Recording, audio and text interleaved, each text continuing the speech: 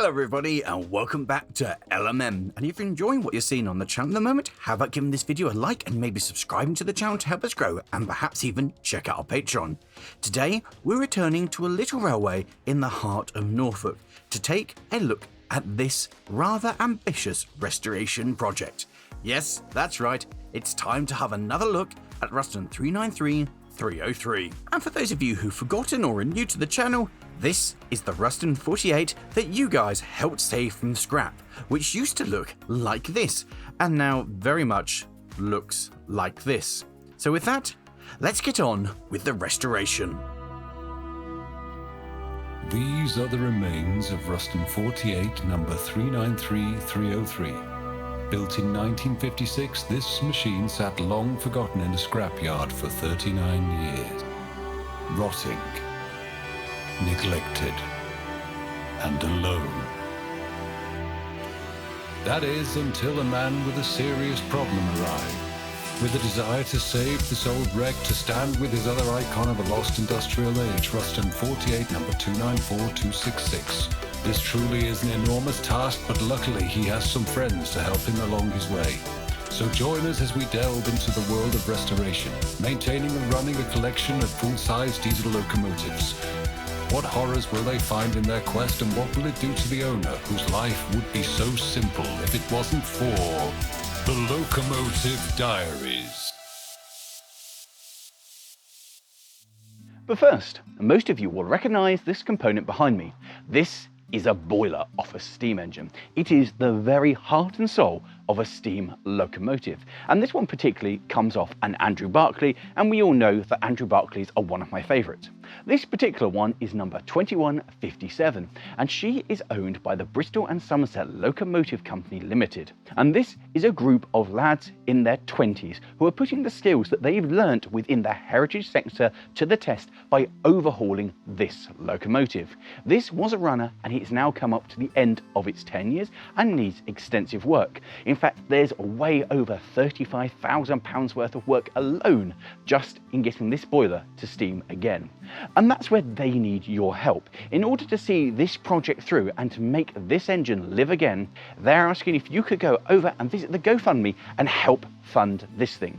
Because not only will you have that warm fuzzy feeling inside of knowing you've helped bring another locomotive back to the circuit, but you're also encouraging and helping young people in heritage, that next generation who we're all going to have to pass the torch to sooner or later to carry on this amazing hobby that we're part of. The next generation who have already picked up the skills to be able to do a project like this, to be able to support them and encourage them to go onto this, is the best chance we have of this hobby and the whole fraternity being able to survive for longer.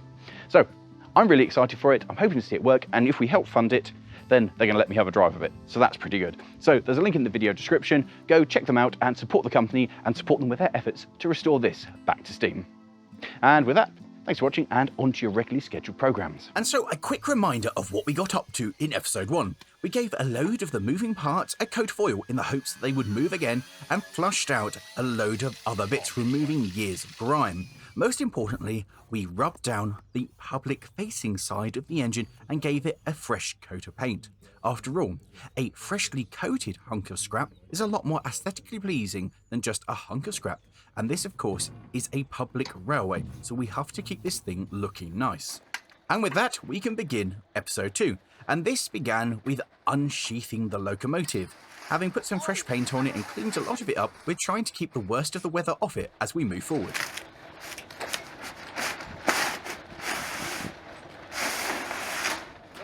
The first job on our agenda was to continue with our appraisal of the machine, starting off with the Ruston-built VRH engine. So that meant unbolting all of the bolts on the side of the inspection panels so we could have a gander inside. And the stud came in that one as well. Is that all of them? Oh, yeah, hang on. We have entry. Oh, we have an engine. Hello. There is internals. Someone's not... They look pretty good actually. Question's going to be the cylinders. There's definitely water in there. So we've got rust there. Yeah, and in there. Oh, yeah. That looks questionable in the bottom of there, doesn't it? It looks questionable enough for me to want to walk away from it, so It looks very watery in the bottom. What I suggest we do then, if it is watery, is we drain this as well. There is still fairly recent grease on the camshaft. There's not fairly recent grease on the camshaft because it's 40 years. Alright, there's some still there. As pleased as we were to find out that the block actually did have some internals, the logical thing to do was to remove the other inspection panel to really get a better understanding of what it was that we were dealing with.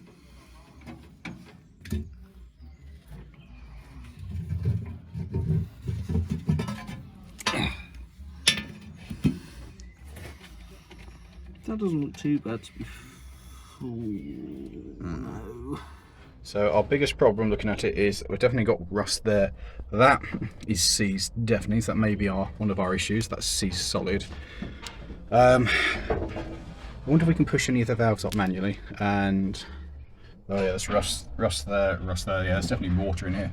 Feeling optimistic, we decided to treat the internals to a liberal coating of WD-40, rusty penetrating spray, and just general oil, in the hope that maybe something in there would free off. We also figured that if we could go up top and remove the injectors, then we could pour some liquid down the tops and hopefully help the soak-in process. And speaking of pouring liquid, we continued flushing out the gearbox using waste diesel, chucking it into a container and then flushing the same liquid through, hoping to remove any contaminants and give the gearbox the best chance of possibly coming back into life without major surgery. Does it come back out the hole? Yeah, I haven't put the bung in yet, so... We've got a steam leak, Lawrie. Well, I mean, the interesting thing is... Oh, there it comes. I can see it dribbly. Oh, look at the colour of that. I think your best thing is put the bung in for a sec. Do you want me to pass it to you? Yeah, if you don't mind. During this, we also discovered a couple of leaks. Firstly, the pinion wheels, but also the balance pipe that transfers oil from the front to the rear part of the gearbox was no longer attached. So all the diesel that we put in to try and get it to soak just came straight back out into the bucket. And whilst we were underneath, it gave us the opportunity to just have a look at the machine and work out how bad the frames were. And the answer to that was surprisingly pleasant. Yes, there was a lot of surface rust, but actually they seemed pretty sound. And this was a very promising and positive bit of news. Meanwhile, as predicted, the injectors were very stubbornly stuck inside their housings. Oh, hello. Hi there. Hello. How are you enjoying the underground life? It's very wet down here. I have just accidentally sat in the puddle. Oh. So you in the puddle? No, Sat in puddle. Weird, isn't it? Tom's just put his head in the diesel. Back up top, the investigation continued by removing the rocker covers. The oil pipe has actually been cut. Ooh, that's weird, isn't it? How has it done that? Or how has someone done that? Might have vibration broke, but it's interesting. That's unpleasant though. What we can do is shoot a load of stuff. Oh no, that's knackered in there. This is number That's 2 wet, as well, yeah. isn't it? That's where it's got the water in it then. From Yeah. this. If you, Right. Feeling rather disheartened with this news, we decided the only thing to do was to remove the other rocker covers. After all, each individual head has its own rocker cover. Oh, that's got mayonnaise. Oh, no, that's not mayonnaise, it's spiderweb. Okay.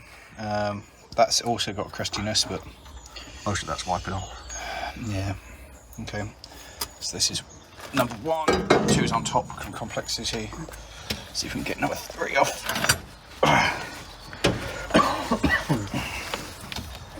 Well, we need some new gaskets.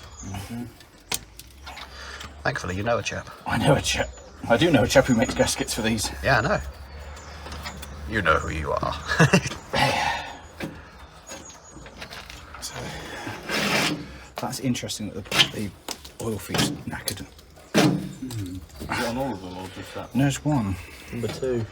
Yeah, I mean, it could be weird vibration loading up. It's more likely that something happened again, which puts me worried about the fact that it was apparently running when they picked it up. Yeah. Run over the nose.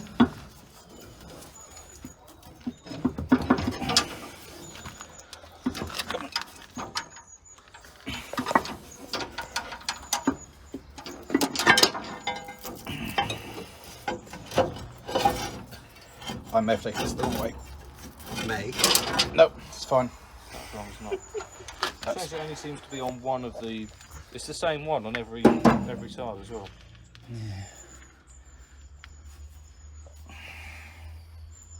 Interesting. We're going to fill these balls up with diesel. That's going to fix everything. Spanner. Spanner goes like that. There is a bigger spanner here if you want one. I've already done it. I did it. It has been done. So, 1, 2, 3. What's that the amount of insects that decided to land in your paint? Yeah. Bastards.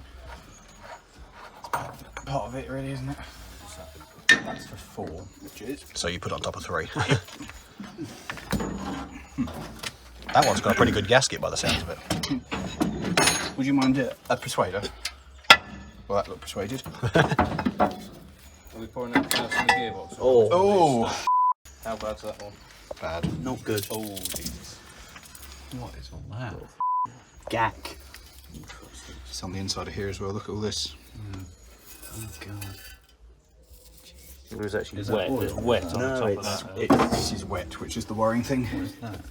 Yeah, but that piston's at.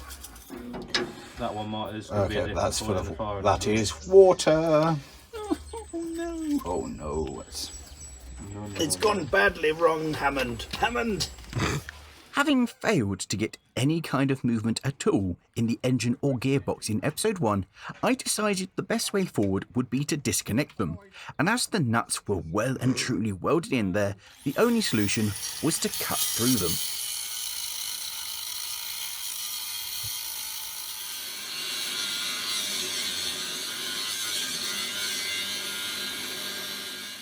This turned out to be far more challenging than I had anticipated, with some of the bolts blocking access to the bolts below, and as the thing didn't turn over, it made accessing them a pain in the backside, and so I resorted to brute force and ignorance. Which also didn't work. Yay, I broke something! How does it feel to cut it apart more than when it turned up? I'm making it worse!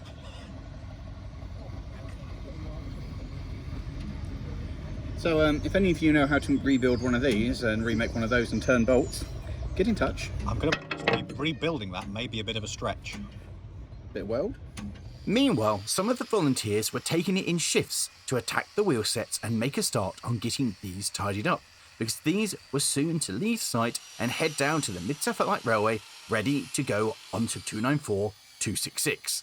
And before that, they needed to be cleaned, inspected, and preferably be given a coat of paint. I was also adamant that we were going to get some components to actually move, and having filled it back up with oil and drained it a few times, the reverser lever was starting to show signs of freeing off. Good start.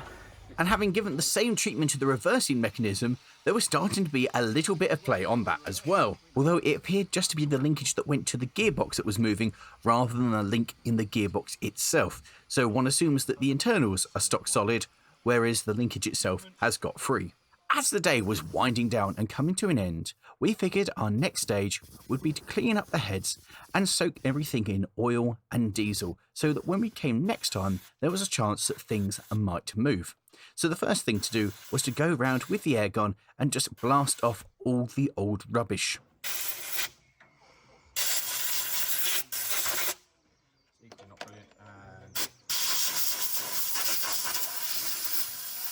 There was a concerning amount of rust and other rubbish on these, which doesn't bode well for the engine going without major surgery. However, in the hopes that we'd get something to move, we gave everything a good spray of penetrating oil and then coated it in a mix of ATF and diesel, in the hopes that we'd help something to free off and move the next time.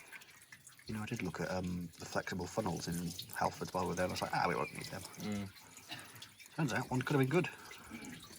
That one I think is actually going straight through. Oh, it is. That's actually coming straight through the engine. So that one's left open. Let's try. I don't know, that's just the push rod side, isn't it? Yeah. But still, if we can get the push rods to free off, then. Yeah.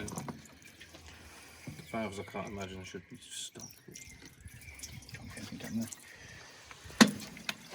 try from this side as you've not got linkages in the way.